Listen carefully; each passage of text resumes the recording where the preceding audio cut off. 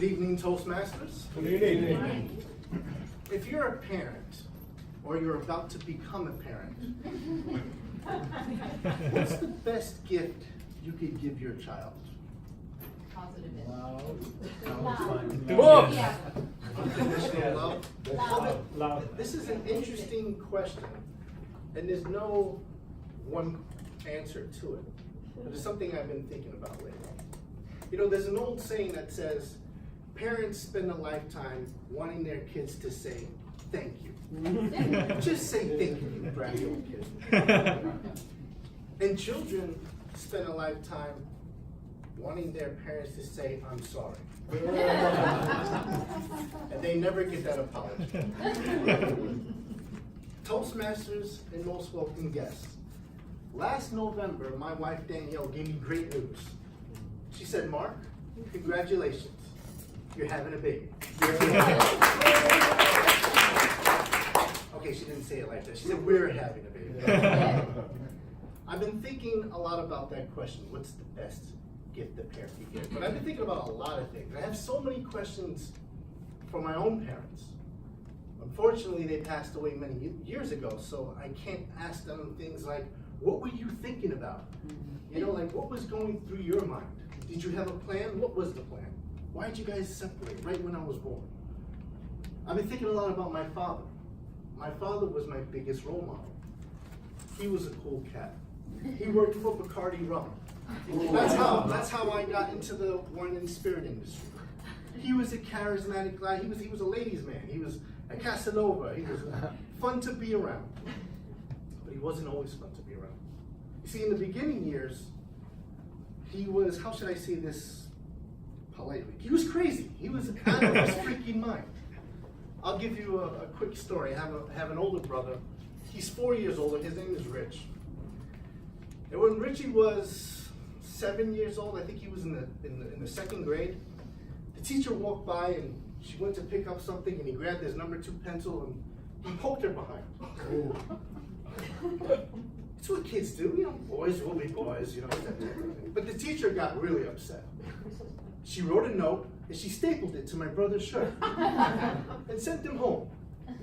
Comes home to my mom. My mom reads the note and then she calls my father. Why would she call my father? Don't call Dad.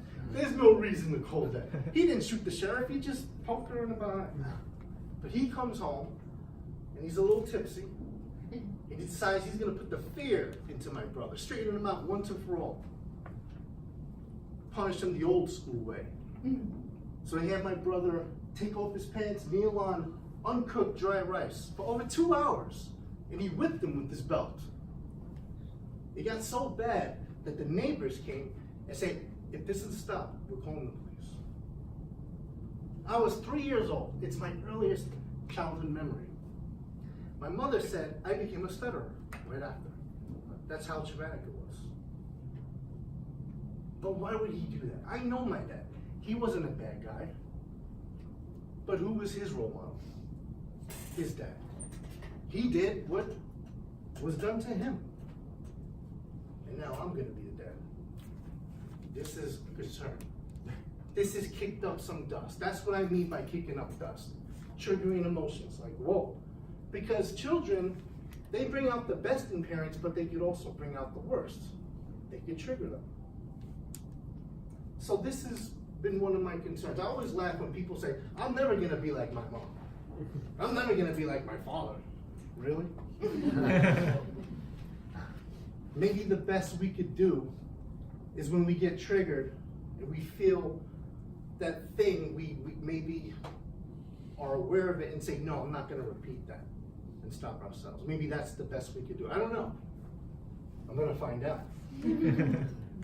Another thing that's kicked up a lot of dust for me is, well, people have asked me, do you want a boy or a girl? Well, the truth is I just want a healthy baby. I really do. That's all we could ask for. But the thought of having a boy has really scared me. That's kicked up a lot of dust.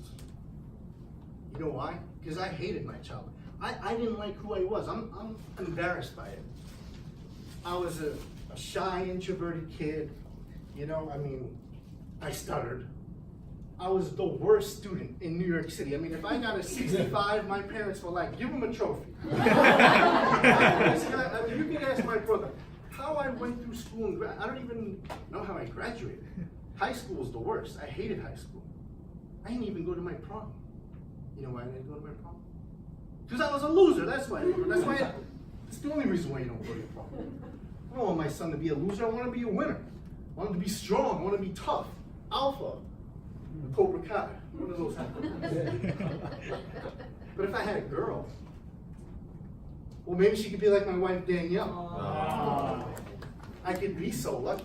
See, me and Danny, we grew up in completely different worlds. I grew up in Brooklyn, New York, in a big city.